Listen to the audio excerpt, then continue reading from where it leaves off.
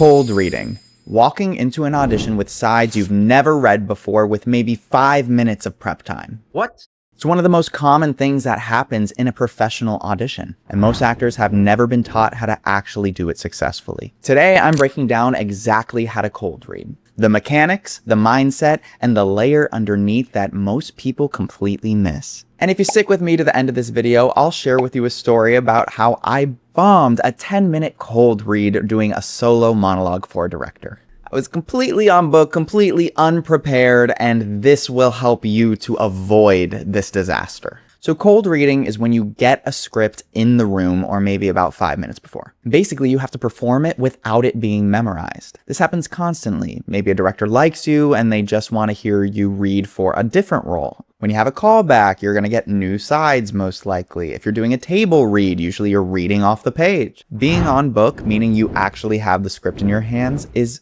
totally okay in these scenarios. Casting knows nobody expects you to have it memorized within 5 minutes. What they do expect, though, is that you're still able to act and be in the room fully present. Still being a human being, having a moment and an experience instead of an actor reading a page. And that distinction is what this whole video is about. And that story I promised you at the end of this video where I completely bombed, that is going to show you the distinction between these two things. So here's your core technique, and it's very simple once you know it. Your number one goal is to connect with your scene partner. That means eyes up at them. So go ahead and look at your lines with just a quick glance when you're talking and try not to do it when they are talking so you can listen. Then when it's your turn, it's okay, drop down to the page, pick up your line, and try and get it back to them with your eyes up. Of course, if the line is longer, you're going to have to do a couple glances down to keep picking it up, but the point is keep picking it up. The mistake most actors are going to make in this scenario is that they'll keep their head up listening to their scene partner, but when it's their time to speak,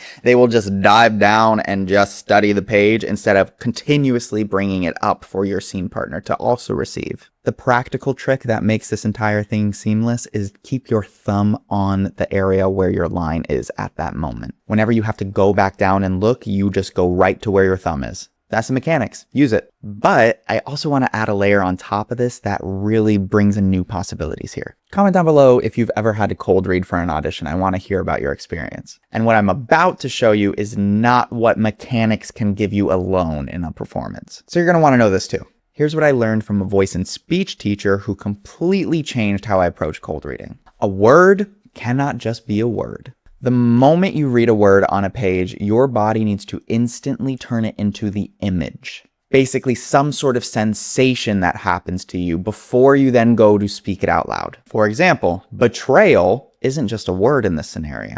How does betrayal live in your body? For me, it could be like a stomach drop in your pit of your stomach. When you've trained enough with cold reading that happens immediately, you read the word betrayal and you have a pit that you then get to tell your scene partner, it's completely going to change your cold read. Whenever you look down at the page, it's like your script is feeding you instead of trapping you. The words become fuel for your availability as a performer, not a wall between you and the scene. Now listen, this is a muscle. It takes repetition and practice.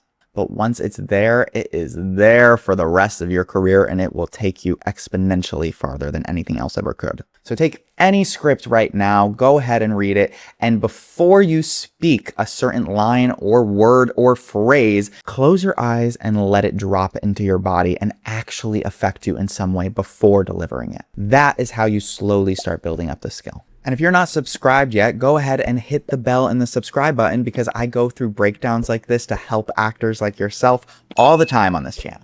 And if you actually want to know where you stand right now as an actor, what is the gap in your career and what is working or not working for you, go ahead and use my free tool in the description down below. I created an actor audit quiz. It's only about 2 minutes and it's really been helping people. It's completely free and it's going to show you what to work on next for yourself. So let's talk about building up these muscles. So how do we actually train outside of the audition room? 3 different ways you can go about this. Number 1, read some fiction out loud. Take a novel with some rich sensory details, good imagery, and use it as your tool. Basically, you're letting every image slowly land in you before you say it out loud. You're training your nervous system to convert language and speech into sensation in real time. Do this regularly and the cold reading just will flow.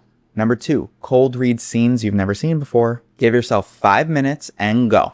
This is not about preparing for something, a performance. This is about being able to just pick up a script within 5 minutes, really allow it to drop in, and you have to then say it out loud. No extra rehearsal time. When you're doing it out loud, notice when you disappear into the page, because those moments are data for you to realize what's happening so that you can avoid it in the future. We want to work on training that out of us. And number 3, go ahead and run the mechanics of this with an actual scene partner. Something that I like to do a lot is that one person holds a script and the other person has to improv the lines back to them. Of course, both of you are able to flub the exact translation of the lines a little bit in order to make things work, but the whole point of this is getting you comfortable that you are not very familiar with something, but you're still going to put it on its feet anyway. And then swap. Fluency with the page is half of the panic, and practicing this is going to help remove the panic. So then our whole thing doesn't tank. We're able to go, oh, that was not okay, but let's just keep going. So now that story I promised you. When I was younger, I was in a production of a chorus line at a performing arts program.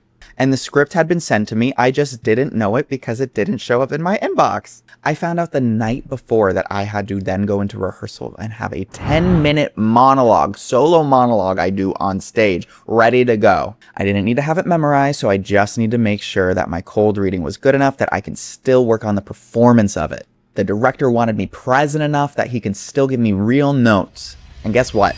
I was buried in the page. Couldn't get my eyes up. I absolutely could not connect to anything happening in the scene. Every time the director would give me a note on what I just did, I'd nod and be like, okay, I'll try that. And then I'd put my nose right back in the paper, not changing anything about my performance. I bombed completely. And what I realized was this: the problem was not the script in my hands. The problem was that the words on the page were just words. Nothing on it was alive. So every time I looked down, I just got trapped, because there was nothing for me to come back up for. The image translation work that we talked about previously really helped with this.